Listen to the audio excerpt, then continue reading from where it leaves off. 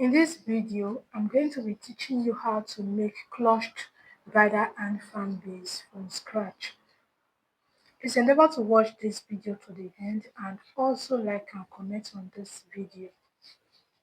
These are the materials I'm going to be needing.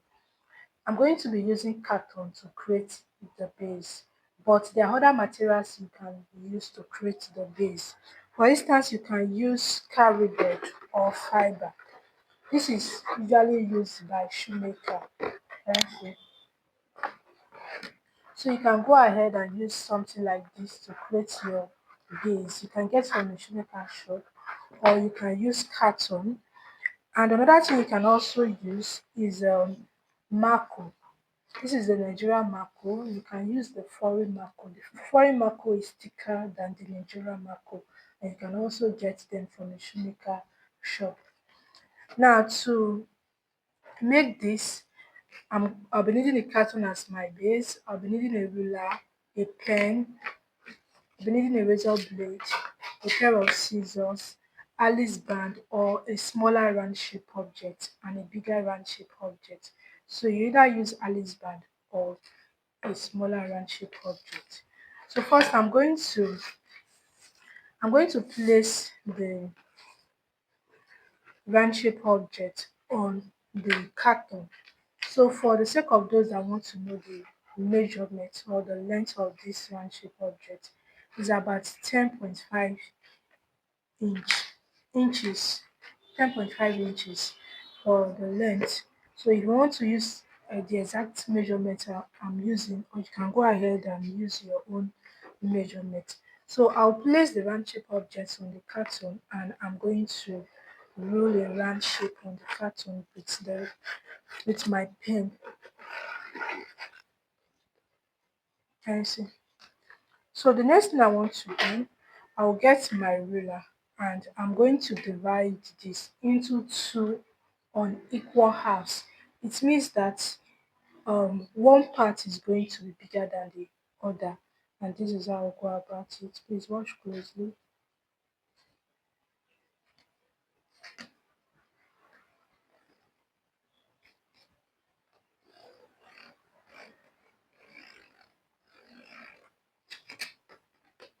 Can you see?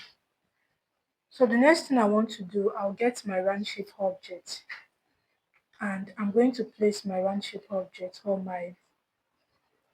my Alice band. The reason I'm using Alice band is because of the curve it gives me. I do not want something that is exactly round for this. So that's the reason I'm using Alice band. I'm going to spread it out a bit and place it on the middle. Please make sure you place that on the middle. It's very necessary.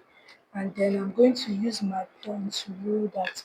Or you may want to get your measurement tape and ensure that you are placing the Alice band on the middle. So let me just mark at 3 inches from here. I'll mark at 3 inches from here. I want to ensure that I'm placing the Alice band at the middle.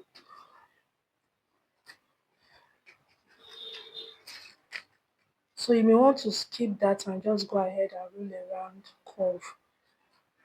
So can you see? I'm going to go ahead now and rule with my pen.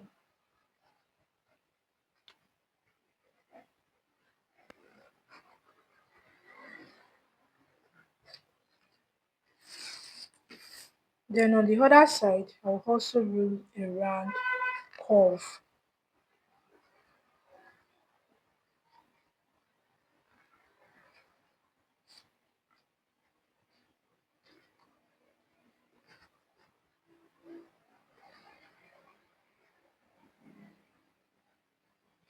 So you can go ahead and spread this out. So I want to spread this out a bit.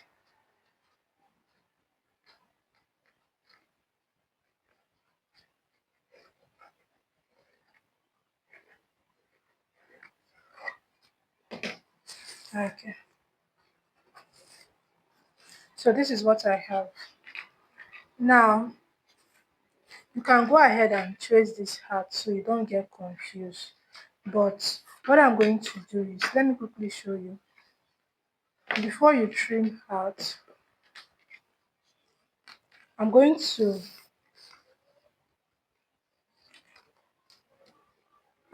mark out 1 inch. Can you see? Just get your measurement tape. You mark out 1 inch from this point. Then I'll also mark out another 1 inch. You just keep marking out 1 inch like that. After which you are going to connect the dot.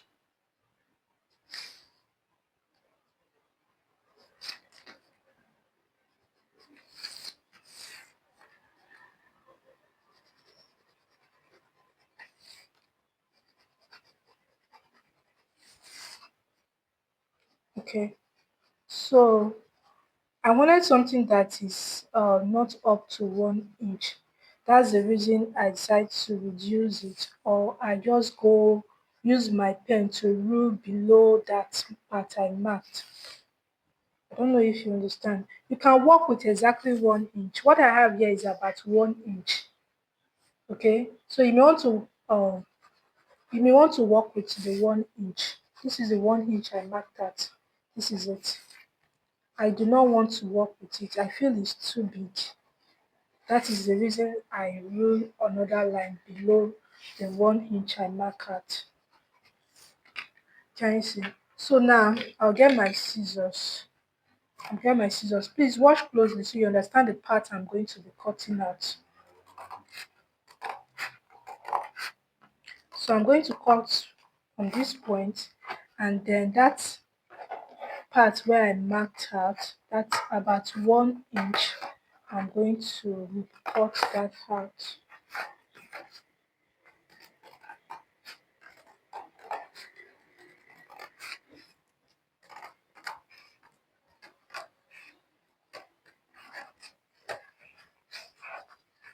Can you see?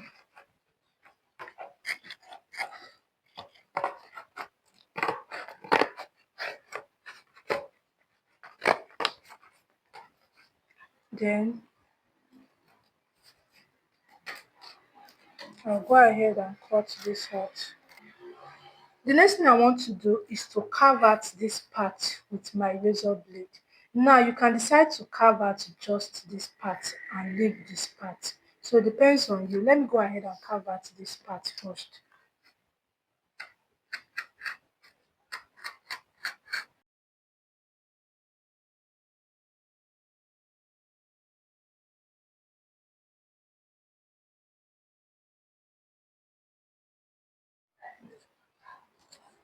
So this is what I have after carving out this part. So you may want to carve out this part as well. It depends on you and the type of base you want to create. Or you may want to reduce it instead and just carve out something very small instead of this. So I'm going to reduce it and I'll go ahead and carve this part out. So it depends on you. Okay, so you can carve out this entire part or just carve out something small, or just go ahead and work with something like this. This is what I have after carving out that part I marked out. Okay, so this base is not strong. To make it firm, we are going to get another carton and we are going to rule out this exact shape on the carton, and I'll go ahead and cut it out after ruling the shape on the carton.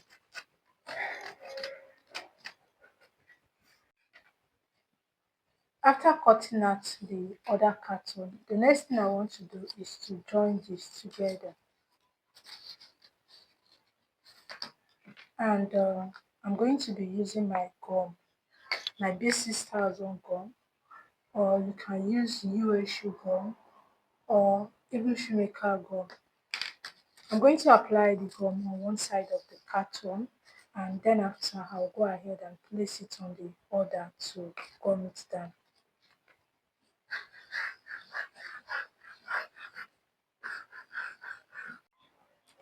After applying gum on one of the carton, I will get the other side and then I'll place it on it.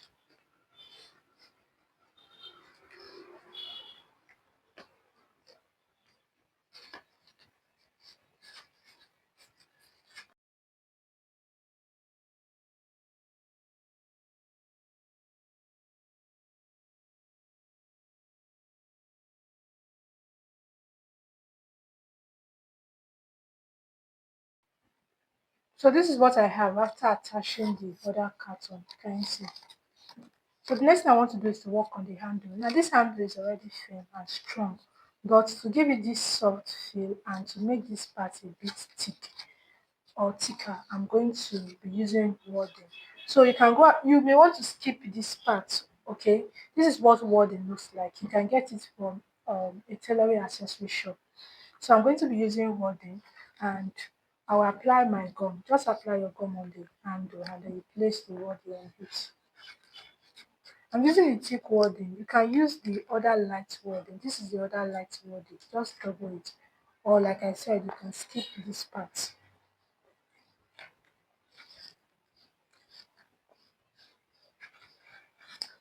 I'm going to place the wording on it.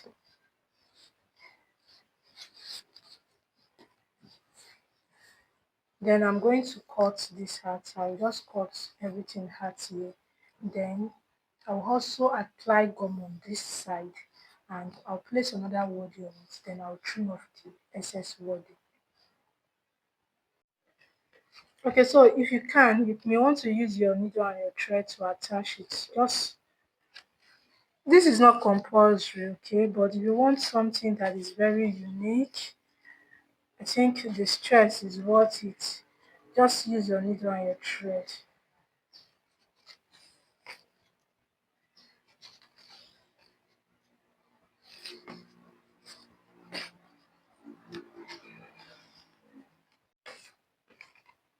So this is the handle of my hand fan and it is very firm. And the last thing I want to do is to cover this with wording. Okay, so I will apply my gum and then I'll go ahead and cover it. And it's not compulsory you cover it with wording.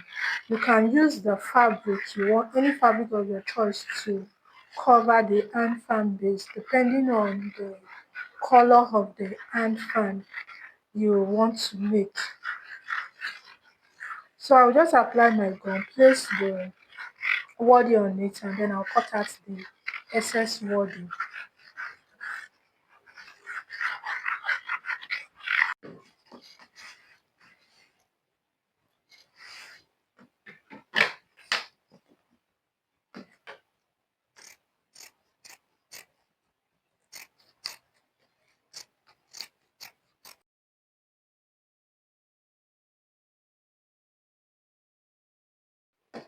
I also applied gum and covered the other side with the wording. And to cover up this part, I left about half an inch or a quarter inch excess. I'm going to apply my gum and then I will just seal it up like that.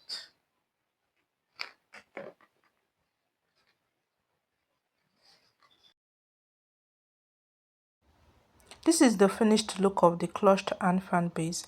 If you got value from watching this video, please endeavor to like this video and also comment on this video.